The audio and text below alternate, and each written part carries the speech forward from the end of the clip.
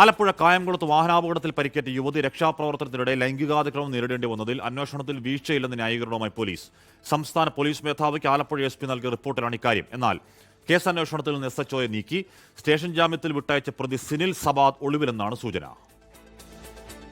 ഈ മാസം 4-ന് നടന്ന സംഭവത്തിൽ 10 ദിവസം പിന്നിട്ടിട്ടും അന്വേഷണ പുരോഗതിയില്ലെന്ന യുവതിയുടെ പരാതിയിലായിരുന്നു DGP റിപ്പോർട്ട് തേടിയത്.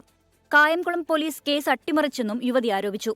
എന്നാൽ കേസ് അന്വേഷണത്തിലും പ്രതിക്കെതിരെ നടപടി സ്വീകരിക്കുന്നതിലും കായംകുളം പോലീസിന് വീഴ്ച സംഭവിച്ചിട്ടില്ലെന്ന് DGPക്ക് നൽകിയ റിപ്പോർട്ടിൽ ആലപ്പുഴ ജില്ലാ പോലീസ് മേധാവി MP മോഹനചന്ദ്രൻ പറയുന്നു.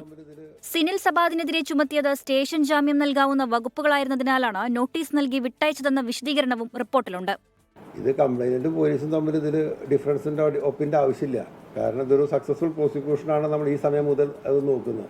ആ തരത്തിലുള്ള എന്തെങ്കിലും വീഴ്ചകളോ മറ്റേതെങ്കിലും ഒമിഷൻസോ സംഭവിച്ചിട്ടുണ്ടെങ്കിൽ അത് ക്ലാരിഫൈ ചെയ്യുന്നതിന് വേണ്ടിയാണ് ഡിവൈഎസ്പിയുടെ ഇൻവെസ്റ്റിഗേഷൻ എടുക്കാൻ വേണ്ടി പറഞ്ഞിരിക്കുന്നത്. പരാതിക്കാരിയുടെ രഹസ്യമൊഴി രേഖപ്പെടുത്താൻ ചൊവ്വാഴ്ച തന്നെ കോടതിയിൽ അപേക്ഷ നൽകിയിരുന്നെന്നും ജില്ലാ പോലീസ് മേധാവി.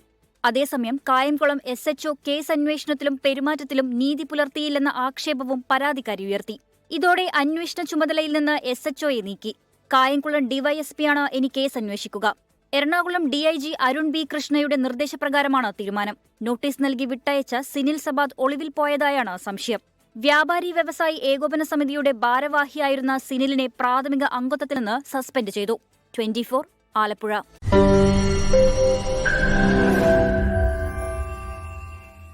ലോകത്തെവിടെയായാലും ഏത് സമയത്തും 24 വാർത്തകളും ഓഗ്മെന്റഡ് റിയാലിറ്റി പാക്കേജുകളും എക്സ്പ്ലെയിനറുകളും വിശദമായി കാണാൻ ഞങ്ങളുടെ YouTube ചാനൽ നിങ്ങൾക്ക് സബ്സ്ക്രൈബ് ചെയ്യാം.